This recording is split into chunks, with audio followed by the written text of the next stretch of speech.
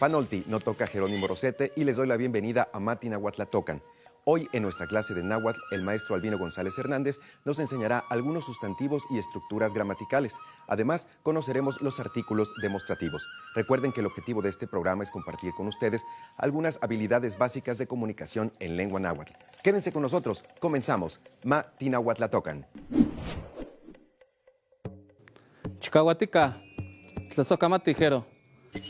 El día de hoy vamos a comentar sobre náhuatl por México, referente a los préstamos. En la lengua náhuatl se ha retomado algunos conceptos de palabras del español, ya que en su originalidad en el náhuatl no lo existe. Entonces son préstamos en los cuales nosotros vamos adaptando en nuestra lengua, pero que a su vez también les vamos asignando un fonema para diferenciar. Por ejemplo, las palabras que terminan en vocal les asignamos una aspiración. Las palabras que se acentúan en español, en el náhuatl se omite ese acento. Por lo tanto, sí son como ejemplos, sería el refresco, canción, por ejemplo, tenemos canción. Entonces solamente son fonemas que vamos adaptando dentro de nuestra lengua. Inclusive algunos le ponemos otros fonemas o otras partículas que utilizamos precisamente en la lengua del español. El tema de hoy vamos a ver lo que es el artículo definido. En el náhuatl no existe en tal ese artículo como en el español, que tenemos la, el. En plural podemos utilizar las y los. En el náhuatl vamos a ir utilizando lo que son los sufijos absolutivos. Son terminaciones que en nuestro sustantivo le vamos agregando, y para ello les voy a ir mostrando, por ejemplo, las imágenes que tenemos en esta parte. En este caso tenemos el tomatl, tenemos sintli, comitl, xocotl, xitomatl, cuyas terminaciones, bueno, en este momento solamente tengo uno que termina con tli, y las otras cuatro sus terminaciones en el sufijo absolutivo sería el tl, que sería la primera que tenemos aquí en los sufijos absolutivos, y tli. De manera particular de cada uno de la traducción de cada uno de los objetos, por ejemplo, el tomatl es tomate, sintli, mazorca, comitl, olla, xocotl, naranja, xitomatl, jitomate. Pero en el momento de ir ya construyendo nuestras frases o ir registrando, yo tendría que registrar precisamente, decir, por ejemplo, sería el tomatl, sería tomatl, sería en español el tomate. Esto me indica que en el náhuatl precisamente este sufijo absolutivo me puede servir como para tener como referente un artículo. Algo que sucede en el náhuatl es que en el momento que nosotros tenemos un sustantivo, no empleamos el género para diferenciar si es el o los, ¿no? O por ejemplo, la y el. Entonces yo puedo decir el tomate, pero en nuestra forma de expresar puedo utilizar y decir la tomate. ¿Por qué? Porque no tenemos ese género para diferenciar. Entonces nuestra escritura es el tomate, pero ya cuando lo trasladamos ya a otra lengua, que es el español, tenemos que agregar el artículo que nos está indicando. Entonces sería el tomate. Posteriormente tendremos que ir registrando lo que es en esta parte del sufijo absolutivo. Tenemos otro ejemplo, sería comitl, por ejemplo, que sería en español que es la olla, y entonces, o el jarro, en este caso tengo que decir el jarro. Pero también puedo utilizar, decir la olla, dependiendo del contexto y ahora sí, del objeto que se está mencionando. También, bueno, tenemos por ejemplo la naranja, que sería xocotl, en este caso xocotl. Por aquí ya me estoy equivocando. Y tendremos que ocupar, en este caso no tenemos C, sino tenemos la K. Y su traducción sería la naranja.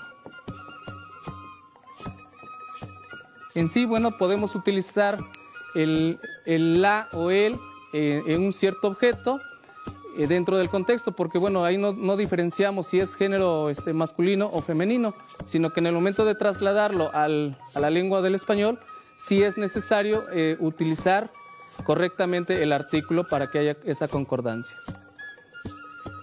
Entonces, si se dan cuenta, bueno, aquí vamos mencionando esta parte de lo que es el artículo del definido, que en sí no existe en la lengua náhuatl, pero ya trasladándolo al español, sí tendremos que utilizar.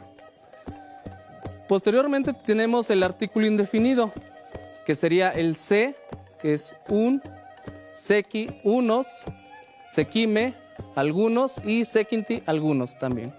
Son formas de ir pluralizando. Y entonces, cuando nosotros mencionamos que tenemos en esta parte de nuestros objetos, por ejemplo, tenemos el jitomate,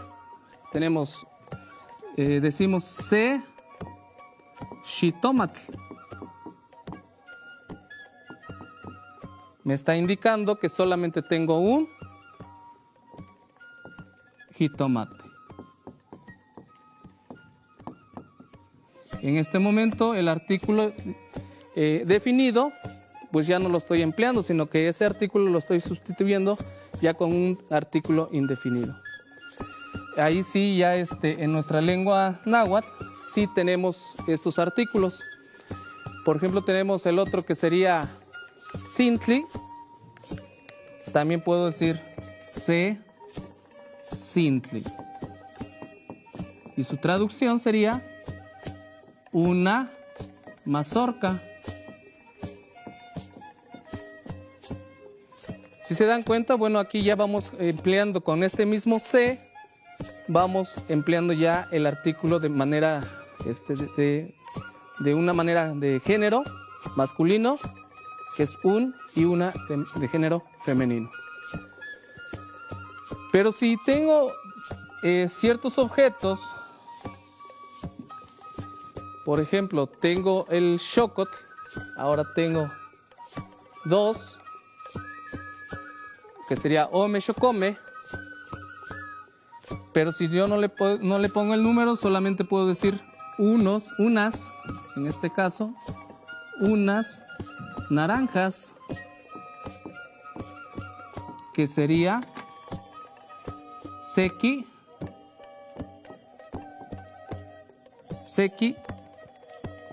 xocome.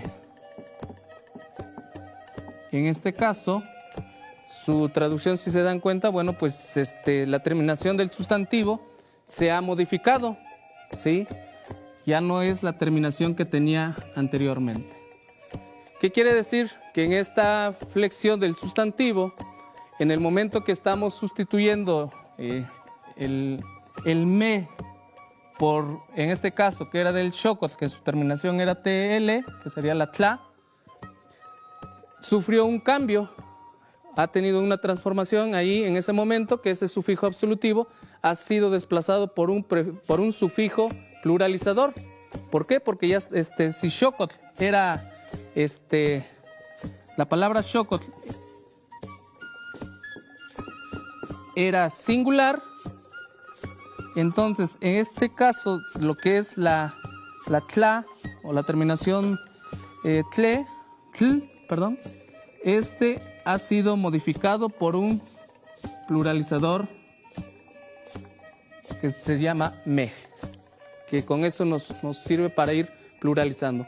Y empieza a tener una flexión este sustantivo con las palabras que vamos teniendo y se van cambiando de manera simultánea. Tenemos la otra parte que es el artículo demostrativo. El artículo demostrativo que empleamos que es el inin, este, inon, ese, neca, ese, es ese, y ninque. Aquí ya sería de manera plural, y ninque serían estos, y nonque esos, necate ahí están, o esos son, ¿sí? Y entonces aquí yo les puedo ir mencionando, por ejemplo, este inin, tomate, ininque, chocome, que serían estas naranjas. Por aquí tenemos inin comitl, esta olla, inin sintli, sería esta mazorca, inin tomatl. O también puedo decir ininque sinme, ¿sí? Que serían ya dos mazorcas, ome mazorcas, dice, ¿no? Posteriormente cuando estamos empleando lo que son los préstamos, que es de manera incorrecta, pero en el contexto, en ocasiones tendremos que ir combinando cuando las palabras a veces no las sabemos, ¿no? Entonces sí, el préstamo ha sido uno de los que ha estado influyendo mucho en la lengua náhuatl, porque vamos empleando y combinando ambas lenguas. Entonces, como hemos notado que nuestro sustantivo, con estos dos ejemplos que hemos visto del xocotl, en el momento de ir modificándose con xocome, esos dos conceptos, o sea, este mismo sustantivo que sufre esta flexión, se modifica, pero esto se debe a una regla, que todo lo que son todos los sustantivos que terminan con tl, li, tlil e in, son sustantivos primarios y sufren modificaciones, por los cuales sus terminaciones se modifican cuando se empiezan a pluralizar, se empiezan a convertir en objetos por ejemplo, en sufijos locativos, agentivos, instrumentales, y bueno, también empiezan a sustituirse cuando llevan un prefijo, pero esos prefijos son posesivos, y lo que son en este caso sería el no, que sería mi,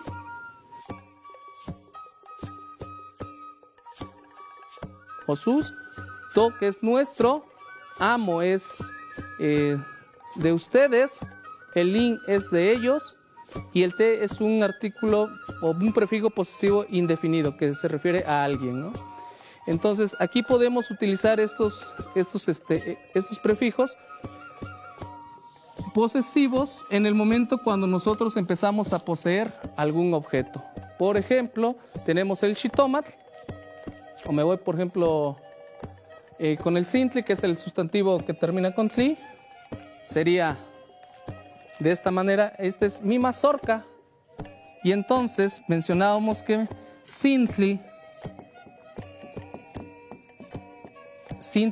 mazorca, y entonces yo tengo que decir no sin,